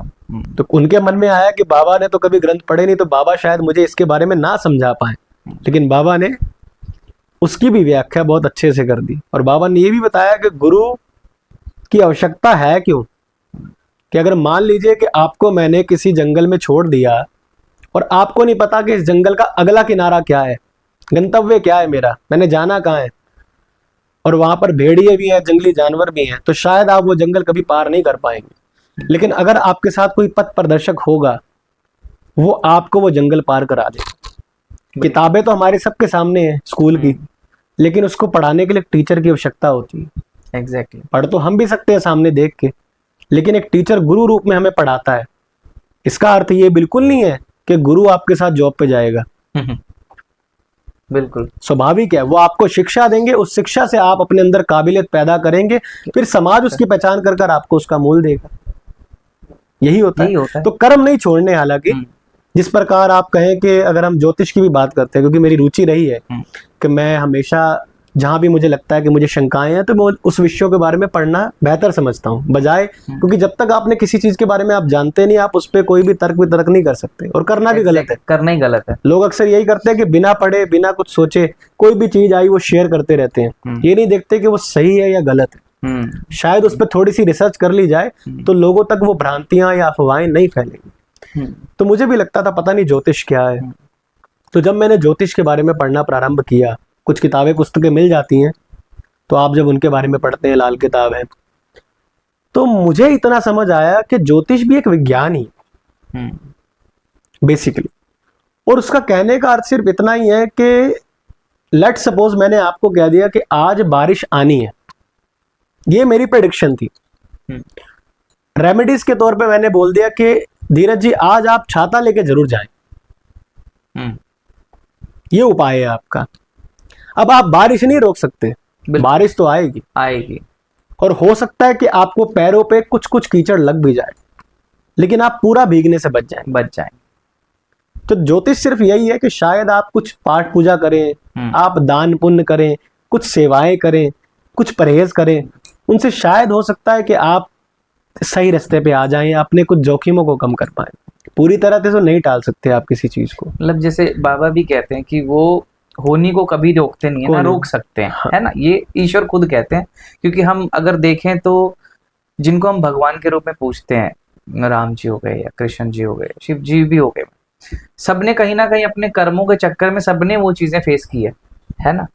तो जब हम बाबा भी कहते हैं कि वो इंटेंसिटी कम कर देते हैं, कोई अगर लाइफ में प्रॉब्लम आने वाली होती है तो उनका नाम जपने से या उनके हमेशा उनकी शरण में रहने से उस जो प्रॉब्लम आने वाली होगी लाइफ में हमारी, तो उसकी कहीं ना कहीं इंटेंसिटी बहुत हद तक कम हो जाती है। आई थिंक यही आप बता रहे हो। यूनिवर्स देखो वापस तो जरूर करता है। हाँ। जैसे आप अपनी विचारधाराएं बनाएंगे, माहौल बनाएंगे, कहते हैं ना कि जिस प्रकार की संगत होगी उस प्रकार की आपकी रंगत होगी। तो आप जैसा माहौल बनाएंगे, सुबह आप अगर बड़े पॉजिटिव माहौल से उठेंगे, पूजा करेंगे, भजन सुनेंगे, तो आपका मैक्सिमम दिन अच्छा ही जाने वाला है, माहौल जैसा रहेगा। बिल्कुल। तो ऐसे ही जब आप कोई नेक कर्म करेंगे, अब ऐसे तो भगवान हर जगह मौजूद है, लेकिन फिर भी कहीं ना कहीं हर जगह एक धार्मिक तीर्थ स्थल बना होता है जहाँ पे लोग इकट्ठे होते हैं। अब वहाँ पे हर तरह के लोग आए, उन्होंने अपनी पाठ पूजा करी, वो सारी पावर इकट्ठी हो गई, इसलिए ऊपर गुबंद बनाए जाते हैं कि वो पॉजिटिव पावर सारी एक जगह एकत्रित होकर मिलती रहती है। इसलिए आगे आप देखते हैं पीतल के घंटे लगाए जाते हैं, जिसे हम घंटी कहते हैं, उसमें से पॉजिटिव रेज आती हैं, पॉजिटिव ध्वनि आती है। कहीं ना कहीं वो हमें सकारात्मक ही तो कर रही है। शंख की ध्वनि हमें सकारात्मक ही तो कर रही है, क्योंकि हमें कहीं ना कहीं सकारात्मक बनना है, सकारात्मक एनर्जियों को हमें प्रोड्यूस करना है। तो यूनिवर्स गेट बैक तो करता ही है, जब हम कुछ अच्छा करेंगे तो हमारे साथ अच्छा जरूर होगा। तो ऐसे ही अब बाबा को जब उन्होंने देखा, भाईजा माई ने उन्होंने भोजन दिया, और उसके बाद कुछ समय के लिए बाबा विलुप्त हो गए। फिर कहते हैं कि लगभग 3 वर्ष बाद बाबा पुणे शिरडी आए। जो आजकल कुछ भ्रांतियां भी फैली हैं हालांकि, तो बता दूं मैं, हालांकि सबको पता होगा, जो बाबा के भक्त होंगे उन्हें तो पता ही होगा कि चांद पाटिल जी थे जिनकी घोड़ी खो गई थी। एग्जैक्टली। तो वो जंगलों में घोड़ी को ढूंढ रहे थे, तो वहां बाबा बैठे हुए थे। तो बाबा ने बताया कि भाई आपकी घोड़ी वहां पर है, और बाबा ने नाम से ही पुकारा, क्योंकि देखो जो दिव्य पुरुष होते हैं उन्हें सब पता होता है, उन्हें आपका भूत भी पता है, भविष्य भी पता है, वर्तमान भी पता है। तो उन्हें हैरानी हुई कि बाबा मेरा नाम भी जानते हैं और उन्हें यह भी पता है कि मेरी घोड़ी यहाँ पे है, मैं इतनी देर से ढूंढ भी रहा हूँ। और बाबा ने खुद ही वहां पर बिना किसी व्यवस्था के बाबा ने वहां पे चिलम जलाई। तो उन्हें बड़ी हैरानी हुई कि ये कोई तो दिव्य पुरुष है। तो उनके घर में विवाह था उनके भतीजे का। हम भी चाहते हैं कि हमारे घर में अगर कोई विवाह है या खुशी का उत्सव है, तो अगर उसमें कोई बड़ा बुजुर्ग हो या कोई महान संत हो, उनकी अगर उपस्थिति हो तो बड़ा भाग्यशाली। तो उनकी बारात के साथ बाबा शिरडी आए, शामिल हुए बाबा, उन्होंने न्योता दिया, बाबा शामिल हुए। तो वो चांद पाटिल जी थे, जिन्हें शायद मुझे नहीं पता आजकल लोग किसी ये और र्यूमर्स चल रहे हैं र्यूमर से। तो तब तक तो बाबा का नाम तो तय नहीं था, कोई बाबा को फकीर कहता, कोई संत कहता। पर जब शिरडी में यह बारात रुकी खंडोबा मंदिर के आगे, जिन्हें लोग कुल देवता के रूप में पूजते हैं और भगवान शिव का ही रूप मानते हैं, तो वहां के जो पुजारी जी थे, महालसापति जी, तो वो अचानक से बाबा को देखते हैं, और जब भी दिव्य पुरुषों को देखो तो अंदर से कुछ अलग ही बातें निकलती हैं। तो उनके मुख से निकल गया आओ साईं। तब से बाबा साईं नाम से ही प्रचलित हो गए, और बाबा को साईं नाम से ही लोग बुलाने लगे। अब साईं कहें, साईं बाबा कहें, साईंनाथ कहें, जो कहें, आपकी श्रद्धा है। तो वहां बाबा का नाम ये रखा, या कह लीजिए कि बाबा तब से लोग इसी नाम से संबोधित करने लग गए। और फिर तो आपको पता ही है कि बाबा ने खुद ही कहा, एक तो वो गुरु परंपरा से थे, क्योंकि नीम का पेड़ बाबा ने बताया कि मेरा गुरु स्थान है। जो गुरु परंपरा से है वो गुरु भी कहला सकता है। तो मैंने पहले बताया आपको कि वो ब्रह्मचारी थे, भिक्षावृत्ति से उनका जीवन उन्होंने जिया, तो साधु थे, समाज की सेवा वो हमेशा करते थे। जो भी उनके दर आया उसका उन्होंने हमेशा कुछ ना कुछ समाधान जरूर दिया। फिर योगी भी थे, मैंने बताया, खंड योग धोती क्रिया। इजी टास्क आज के टाइम पे तो मेरे ख्याल से पॉसिबल है, बट बहुत रेयर, मुश्किल है, बहुत रेयर ऐसे लोग होंगे भाई, किस्मत से हमें देखने को कभी मिलेंगे ऐसे। और उसके बाद आ जाती है बात के गुरु परंपरा, क्योंकि वो गुरु परंपरा से थे। जब गुरु स्थान है उनके गुरु का, तो वो गुरु परंपरा से थे। फिर लगभग 60 वर्ष बाबा शिरडी रहे, और एक खंडर मस्जिद थी जिसको उन्होंने नाम दिया द्वारका माई। वहां पर बाबा जीवन भर रहे, और उसके बाद बाबा ने अनेक लीलाएं की। हालांकि मैं ये नहीं कहूंगा बाबा ने चमत्कार किए, क्योंकि चमत्कार शब्द शायद मुझे ठीक नहीं लगता। क्या आपको भी ऐसा लगता है कि बाबा चमत्कारी थे या हैं? क्योंकि बहुत से लोग सिर्फ चमत्कार से ही अट्रैक्ट होते हैं, मतलब कहना चाहे तो हम जैसे बाबा के एक्सपीरियंसेस शेयर करते हैं, तो पॉडकास्ट पे भी और वीडियोस के थ्रू भी, बट ऐसा होता है ना कि लोग सिर्फ उसी जगह सीमित हो जाते हैं कि शायद हम मानेंगे तो हमारी लाइफ में भी चमत्कार होगा। बाबा का वो उद्देश्य है ही नहीं मेरे ख्याल से। तो इसको आप थोड़ा सा ब्रीफ में बताओ। देखो, अगर आप सच्चे साईं भक्त हो या किसी भी ईश्वर को मानते हो, तो चमत्कार की वजह से मत मानना। बिल्कुल, चमत्कार जादूगर करता है, ईश्वर नहीं करता। ईश्वर तो लीला करता है, प्रभु तो लीला करते हैं। अगर हम देखें तो हमें अक्सर सुनने को मिलता है कि बाबा ने पानी से दिए जलाए, उसे आप चमत्कार की दृश्य से मत देखो, उसे ये देखो कि एक छोटी बच्ची लक्ष्मी जिसकी इच्छा है कि आज इतना बड़ा दीपावली का पर्व है, जब सब लोग इसे हर्षोल्लास के साथ मना रहे हैं, तो बाबा की द्वारका माई में भी दीप जलने चाहिए।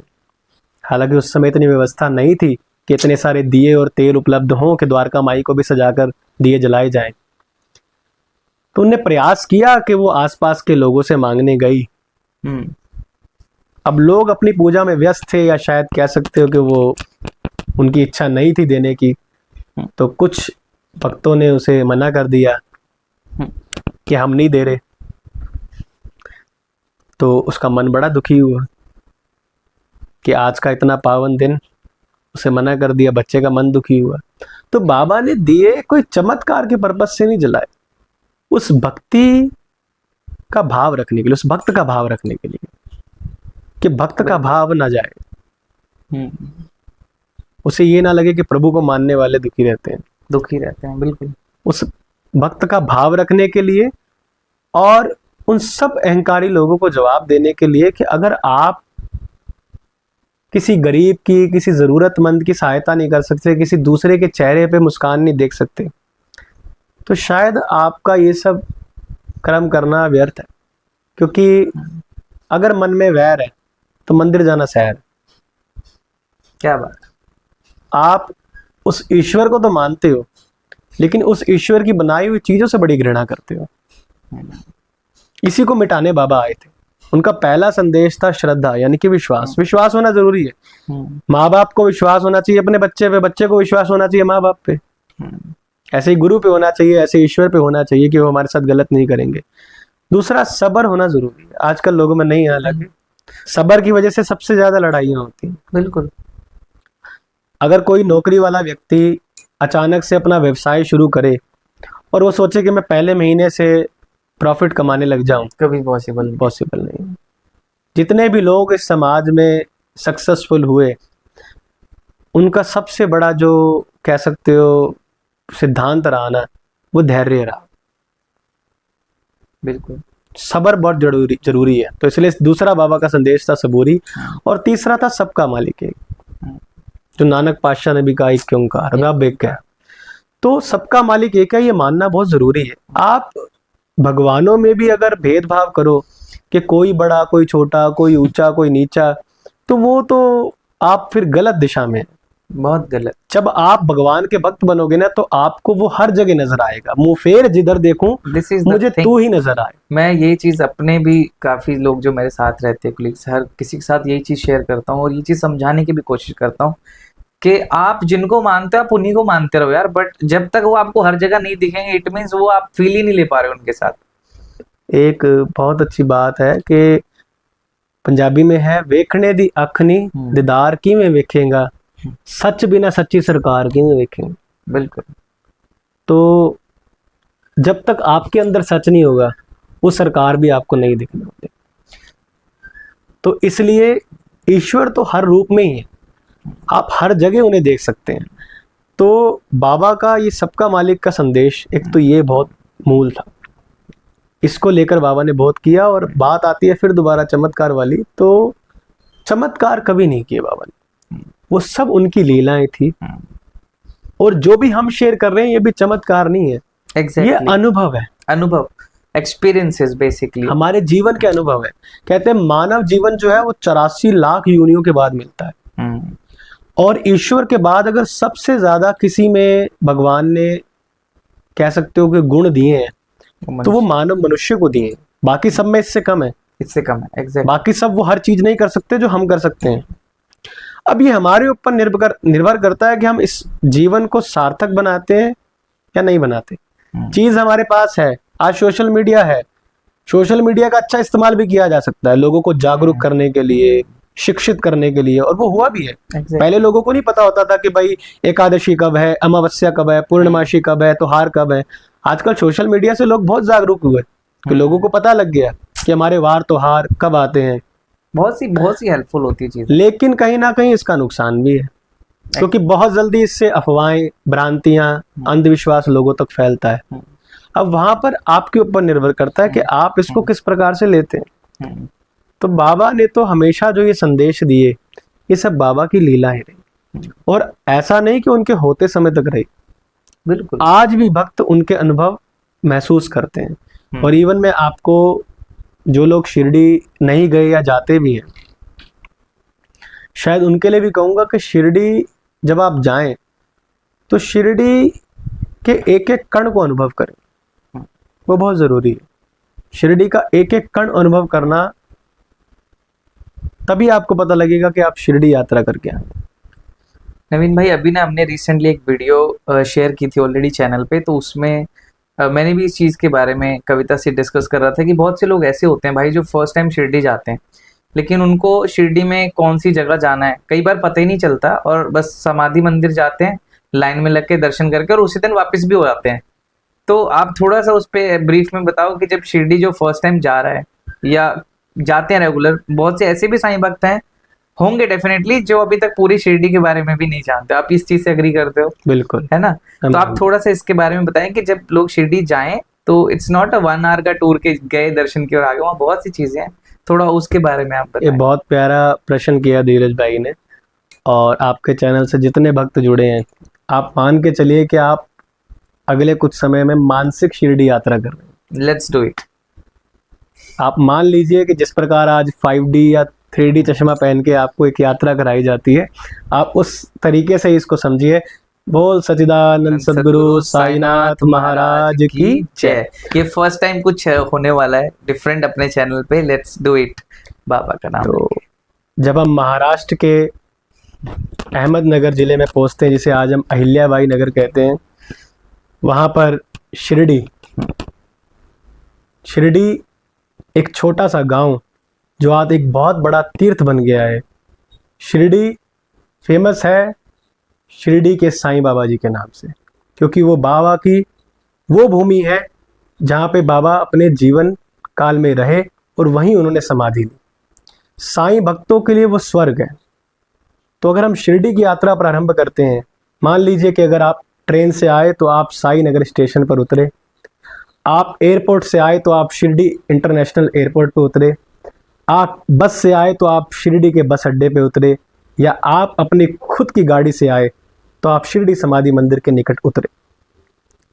आपने वहाँ पर अपने जोड़े चप्पल जमा करवाए, हाथ धोए, बाबा के लिए प्रसाद लिया, जो संस्था द्वारा वहाँ पर दुकानें बनाई गई हैं, वहाँ से बाबा के लिए प्रसाद और फूल माला ली, और आप बाबा के मंदिर के दर्शन कतारों में लग गए। वहाँ पर आप देखेंगे कि जयघोष हो रहे हैं, साईं बाबा की जय।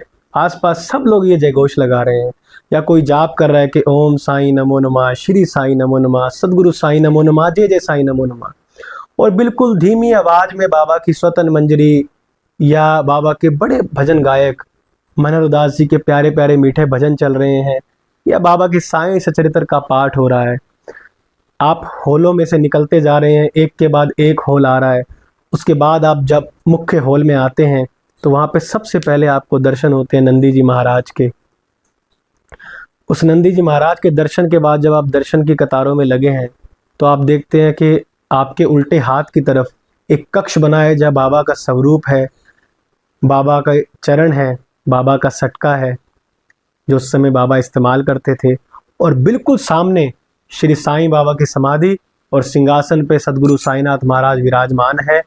श्रद्धा सबूरी पीछे बाबा के चिन्ह लगे हैं, और जब आप मंदिर के ऊपर की ओर देखते हैं तो साईं बाबा के समकालीन जितने भी बाबा के भक्त रहे उन सब भक्तों की फोटो वहाँ पर लगी हुई, और साईं बाबा सामने विराजमान है।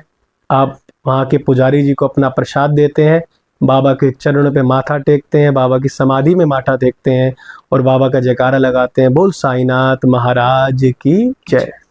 पीछे के द्वार से जब आप बाहर निकलते हैं फिर आप दर्शन करते हैं नीम का पेड़ जो गुरु स्थान है।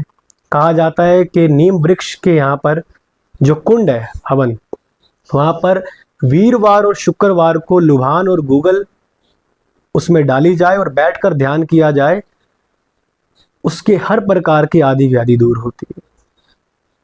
अब नीम वृक्ष के सामने आप देखते हैं कि भगवान शिव का शिवलिंग विराजमान है, नंदी जी महाराज वहाँ भी हैं, बाबा के चरण हैं, और बाबा का वो नीम वृक्ष है। सब लोग परिक्रमा करते हैं और प्रतीक्षा करते हैं कि शायद एक पत्र उन्हें नीम का मिल जाए, जिसे वो खा पाएँ या अपने पास रख पाएँ बाबा के आशीर्वाद स्वरूप। उसके बाद जब आप वहाँ से निकलते हैं तो संस्था द्वारा आपको बाबा का प्रसाद, कभी बूंदी तो कभी बूंदू के लड्डू दिए जाते हैं और एक विभूति का पैकेट दिया जाता है, जो बाबा के समय में भी बाबा हर भक्त को देते थे। वहाँ से निकलते हैं हम तो बाबा का वो बाग है जहाँ पे, क्योंकि बाबा को पौधे लगाने का भी बहुत शौक था, तो वहाँ पर लैंडी बाग है। लैंडी बाग में हम देखते हैं कि वो कुआं भी है, जिस कुएं का पानी बाबा इस्तेमाल करते थे। वहाँ से अब जब निकलते हुए हम बाहर आते हैं तो बाबा के कुछ भक्तों की समाधि है वहाँ पे, जिनमें तात्या कोते पाटिल जी की, भाऊ कुमार जी की, नानावली जी की और बाबा के भक्त अब्दुल जी की। वहाँ से जब हम निकलते हैं तो बाबा का एक संग्रहालय, म्यूज़ियम बना हुआ है, जहाँ पे जो बाबा चीज़ें इस्तेमाल करते थे वो सब वस्तुएं वहाँ पर रखी गई हैं संरक्षित करके। और पुरानी शिरडी भी वहाँ पे एक तरह से दिखाई जाती है, क्योंकि 1954 से पहले जहाँ पर आज बाबा का स्वरूप लगा है वहाँ पर एक चित्र था, तो वो चित्र वाला दर्शन भी आप वहाँ कर सकते हैं। उसके बाद जब आप वहाँ से निकलते हैं तो आप उस तरफ आते हैं जहाँ पर पारायण कक्ष है, जहाँ पे सभी लोग बैठकर साइंस चरित्र का अध्ययन कर रहे होते हैं। फिर वहाँ पे बाबा के 2 चरण और भगवान दत्तात्रेय का मंदिर और बिल्कुल सामने नंदा दीप, जहाँ पर दीप प्रज्वलित है और नीम का और पीपल का पेड़ है। इसके बाद आप जब आते हैं वापसी संग्रहालय की तरफ तो वहाँ पर ध्यान मंदिर बना हुआ है, जहाँ पे बैठकर आप मेडिटेशन कर सकते हैं, ध्यान कर सकते हैं। और बिल्कुल निकट ही वहाँ पर सत्यनारायण कक्ष है, जहाँ पर प्रतिदिन सुबह 7 से 8 और 9 से 10 सत्यनारायण भगवान की कथा की जाती है। साथ ही ये कथा बाबा से कैसे जुड़ी है वो कथा भी की जाती है, जो भीमा जी पाटिल वाला एक पूरा अध्याय में विषय है कि किस प्रकार उन्होंने बाबा के सत्य साईं व्रत प्रारंभ किए। वहाँ पे बहुत से भक्तजन आते हैं जो वो पूजा करते हैं, और ये पूजा बहुत आसानी से आप वहाँ काउंटर से भी इस पूजा की रिसिप्ट ले सकते हैं और इवन ऑनलाइन भी ये पूजा बुक कर सकते हैं। फिलहाल मात्र 100 रुपये में अभिषेक पूजा और 100 रुपये में सत्यनारायण पूजा की जाती है, जिसमें प्रसाद और सारा पूजा का सामान संस्था द्वारा दिया जाता है और बड़ी विधिवत पूजा की जाती है, 1 घंटे की होती है। उसके बाद बाबा को जो दक्षिणा मिलती थी, बाबा ने उस दक्षिणा से वहाँ पे कुछ मंदिर का निर्माण करवाया, जिनमें गणेश जी महाराज का मंदिर, शनिदेव महाराज का मंदिर और भगवान शिव का शिवालय है। यहाँ पे माथा टेकने के बाद सब लोग वहाँ जाते हैं, जो खंडर मस्जिद, जिसको बाबा ने नाम दिया द्वारका माई। ऊपर 2 ध्वज लगे हैं जो प्रत्येक वर्ष रामनवमी पे बदले जाते हैं। और द्वारका माई में जब आप एंटर करते हैं तो बाबा का वो पत्थर है जहाँ पे बाबा बैठते थे, बाबा का बहुत बड़ा स्वरूप, और जिस बाग को बाबा ने सदगद्दी दी उस बाग की वहाँ पे मूर्ति लगी है। श्याम सुंदर जो बाबा का घोड़ा था, जो बाबा के साथ पालकी में उनके साथ चलता था, उनकी भी मूर्ति लगी है। बाबा का चूल्हा, जिस पर्टिकुलर एक डंडे को पकड़कर बाबा खड़े होते थे, वो वहाँ पर है। उसके बाद आप द्वारका माई की सीढ़ी चढ़ते हैं, बाबा की धूनी चल रही है उस समय से अब तक, जिसकी उदी हम सबको प्राप्त होती है। और सामने एक गेहूं की बोरी भी रखी हुई है, जो प्रत्येक वर्ष बदली जाती है। जो भी वहाँ के रिवाज रहे हैं कि एक परिवार वो गेहूं की बोरी देता है अपने पूरी, जो भी उनके कृषि से आता है, और प्रत्येक वर्ष वो पूरी वहाँ पे बोरी रखी जाती है और हर वर्ष बाद उसे बदला जाता है, ये गुड़ी पड़वा के पर्व या रामनवमी के पर्व पे। और फिर वहाँ पर बाबा का स्वरूप भी विराजमान है। वहाँ पे लोग माथा टेकते हैं, चरण पे माथा टेकते हैं। वहाँ पे मटके में जल भी होता है बाबा का, और एक तेल भी है जो बाबा के दिए जल रहे होते हैं, उसका तेल। कुछ लोग वो जल और तेल भी लेके आते हैं अपने घर के लिए। तो इस प्रकार हम द्वारका माई में माथा टेकते हैं। और बिल्कुल द्वारका माई के बीच में एक कछुआ भी है, जो प्रतीक है आपके सब्र का, क्योंकि सब्र की हम जब स्टोरी सुनते हैं बचपन में भी पोएम, तो वो कछुए से सुनने को मिलती है, जो खरगोश और कछुए वाली स्टोरी है। और द्वारका माई में तुलसी वृंदावन भी है और एक घंटा भी लगा हुआ है जो घंटनाद किया जाता है। तो तुलसी भी विराजमान है बाबा के द्वारका माई में। और उसके बाद सब विभूति लगाते हुए बाबा की द्वारका माई से बाहर निकलते हैं, और वहाँ पे उसके बाद हम दर्शन करते हैं दक्षिण मुखी हनुमान मंदिर के, जहाँ पे बाबा भी अपनी पालकी के समय में रुका करते थे और अपना हाथ हिलाया करते थे। उसके बाद आती है बाबा की चावड़ी। कहा जाता है कि एक बारी बाढ़ आई और द्वारका माई में पानी भर गया, और सोने के लिए बाबा को वहाँ पर पर्याप्त जगह नहीं थी क्योंकि सब पानी से भर गई थी। तो उस समय बाबा को चावड़ी के अंदर शिफ्ट किया गया कि बाबा को बोला गया, आग्रह किया गया कि बाबा आज आप चावड़ी में विश्राम कीजिए। तो जब बाबा वहाँ चावड़ी के लिए जाने लगे तो भक्तों ने पहले से ही बाहर एक ऐसा माहौल बना दिया जैसे शोभा यात्रा निकल रही हो, और उस प्रकार से बाबा का श्याम सुंदर घोड़ा और बाबा का भक्तों ने छत्र लिया और ढोल नगाड़े लेते हुए वो बाबा का सम्मान पूर्वक बाबा को द्वारका माई से चावड़ी लेके गए। बाबा ने उस स्थान का बड़ा सम्मान किया। बाबा ने कहा, जिस जगह ने मुझे एक रात यहाँ पे सुलाया है, मैं अब प्रत्येक वीरवार यहाँ सोऊंगा या एक दिन छोड़ के एक दिन सोऊंगा। तो आज भी ये क्रम चलता आ रहा है। तो आज भी वीरवार को पालकी निकाली जाती है और बाबा के स्वरूप को वहाँ चावड़ी तक ले जाया जाता है और लाखों लोग बाबा की पालकी देखने के लिए आते हैं। स्पेशली लोग अपना जो यात्रा है वो इस प्रकार मनाते हैं कि हम वीरवार को वहाँ पे रुकें ताकि रात को ये पालकी देख पाएँ। जो लगभग 8 बजे लोग वहाँ पर लग जाते हैं आसपास, और अगर आप देखें तो 9 सवा 9 के आसपास ये पालकी निकाली जाती है, जिसमें समाधि मंदिर के कक्ष में से बाबा का स्वरूप सटका और चरण लेकर वो बाबा के सम्मुख रखते हैं समाधि पे। उसके बाद उसको स्वरूप को वहाँ से लाते हुए वो लोग बाबा की द्वारका माई में आते हैं, बाबा को पालकी में विराजमान करते हैं। उसके बाद वो बाबा को चावड़ी तक ले जाते हैं और पुनः वापसी ये क्रम चालू हो जाता है। और उसके बाद हम दर्शन करते हैं अब्दुल जी की झोपड़ी, जो मैंने बताया कि बाबा के बड़े अनन्य भक्त रहे, क्योंकि बाबा के साथ जो हमेशा रहने वाले भक्त हैं उनमें से तात्या गोते पाटिल जी और महालसापति जी और आपके अब्दुल जी, जो अधिक समय बाबा के साथ रहे। इसके बाद हमें जानना ज़रूरी है कि शिरडी में कुछ चीज़ें विशेष हैं। जब भी आप शिरडी जाएं, अगर संभव करें कि आप शिरडी में रुककर, पहली बात तो अगर आपको कोई बोल रहा है कि आप शिरडी घूमने जा रहे हैं तो आप उसको नकार दें। शिरडी हमेशा आप दर्शन करने जाते हैं।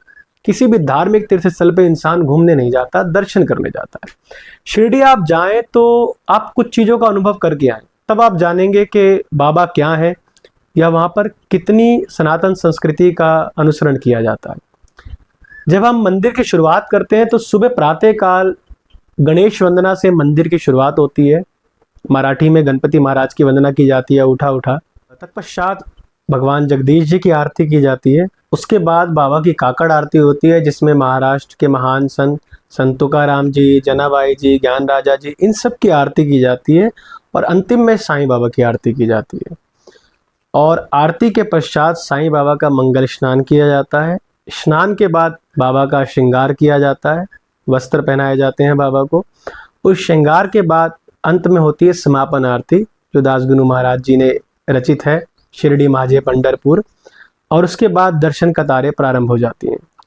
आप जब भी शिरडी जाएं, आप बाबा की आरती या स्नान देखने का प्रयास ज़रूर करें। ऐसे ही मध्याह्न आरती होती है दोपहर को 12 बजे। शाम को सनसेट के समय जब सूर्य अस्त हो रहा होता है तो बाबा की धूप आरती होती है। और रात्रि 10 बजे बाबा की शेज आरती होती है। इसके अलावा अभिषेक पूजा होती है दिन में 2 बार, और 2 बार सत्यनारायण पूजा होती है। इन सब का आप अनुभव जरूर करें। द्वारका माई में रात को कुछ समय जरूर बैठे, नाम स्मरण के लिए, बाबा की ध्यान के लिए, बाबा के ध्यान के लिए जरूर बैठें। और बाबा की पालकी ज़रूर अटेंड करें। जब भी आप शिरडी जाएं, प्रयास करें कि आप पालकी के दर्शन कर पाएँ।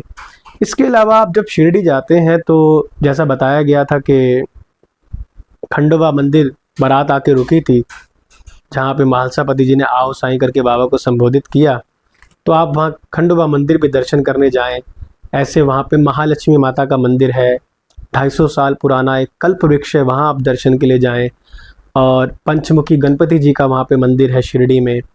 और शिरडी और राहता के कुल देवता के रूप में खंडोबा के वहाँ पे मंदिर और वीरभद्र जी का मंदिर है, वहाँ भी आप दर्शनों के लिए जाते हैं, जाना चाहिए आपको। तो इस तरह जब भी आप शिरडी की यात्रा करें, बाबा के दर्शनों के लिए जाएं, तो इस प्रकार आप पूरी शिरडी का भ्रमण करें। और मैं आप सबसे अनुरोध करूंगा कि शिरडी जाने से पूर्व अगर आप बाबा के ग्रंथ, जो श्री साईं सच्चरित्र है, या बच्चों के साईं बाबा है, या साईं लीला अमृत है, या साईं बाबा की डायरी है, जो भी बाबा के ग्रंथ हो आपके पास उपलब्ध हो, नहीं है उपलब्ध तो आप उन्हें ऑनलाइन आजकल सब कुछ आ ही जाता है, आप उसे ऑर्डर कर लें।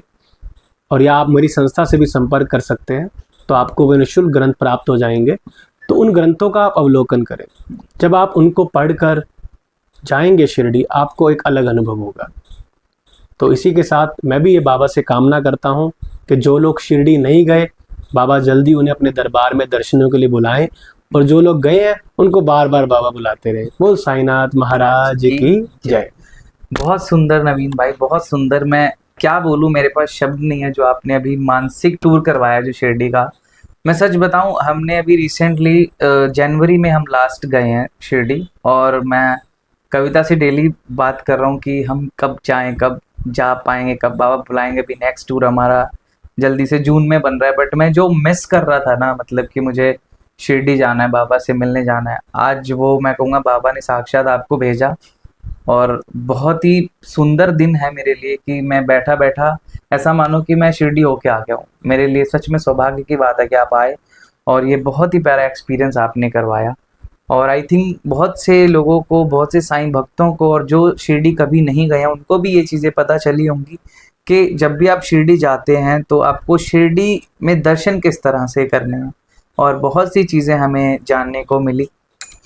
तो नवीन भाई, जिस वे में आपने चीज़ें एक्सप्लेन की बाबा को लेके, बाबा के नाम को लेके स्पेसिफिकली बोलूँगा कि कहाँ कहाँ से आपने वो चीज़ें बताई कि साईं का मीनिंग क्या है, रियल है ना।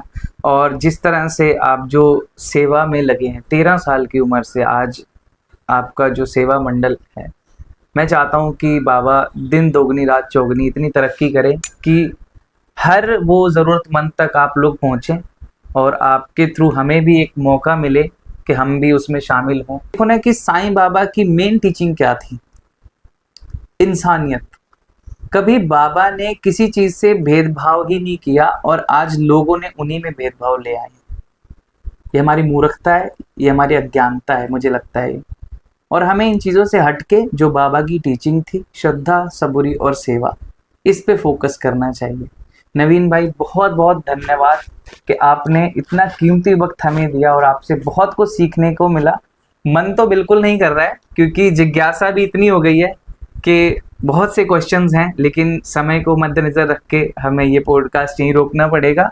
और दुआ है बाबा से कि बहुत जल्द आपसे मुलाकात हो, और बाबा के ऊपर हम ढेर सारी चर्चाएं करें। और किसी भी साईं भक्त का अगर कोई क्वेश्चन है मन में जो नवीन जी से जानना चाहते हैं, आप प्लीज़ कमेंट बॉक्स में करें। और जो आपका मानसिक टूर था, that was so amazing, so blissful. I am really blessed, thank you so much. आपका भी बहुत बहुत धन्यवाद धीरज जी, आपने मुझे बुलाया। और जो भी चैनल से जुड़े बाबा के भक्त हैं, उन सब से मेरा यही कहना है कि आप सिर्फ एक ही मंत्र पकड़ लें कि साईं बाबा का कहना है सेवा करते रहना। बस आप सेवा करते रहें, बाबा वहीं प्रसन्न रहेंगे, बाबा की कृपा आप पर बनी रहेगी। इसी के साथ ओम साई राम। ओम साई राम। तो जैसा कि अभी आपने सुना नवीन जी के एक्सपीरियंस, जिन्होंने बाल अवस्था से ही एक इतना काम भार अपने ऊपर संभाला और एक संस्था को लेकर चला रहे हैं, बाबा की टीचिंग फॉलो करते हुए सेवा कर रहे हैं। और जिस तरह से उन्होंने शिरडी की आरती का और शिरडी टूर का जो हमें डिटेलिंग में समझाया, आई होप आप सबको बहुत पसंद आया होगा। और मेरे भी कुछ प्रश्न हैं, और आपके भी अगर हैं तो हम डेफिनेटली नवीन जी के साथ एक और पॉडकास्ट शूट करेंगे बहुत ही जल्द। और अब हम आपसे मिलते हैं हमारी अगली वीडियो में एक नए बाबा के एक्सपीरियंस के साथ या फिर नए पॉडकास्ट के साथ। तब तक के लिए ओम साई राम। साईं मेरे साईं मेरे साईं साईं मेरे साईं।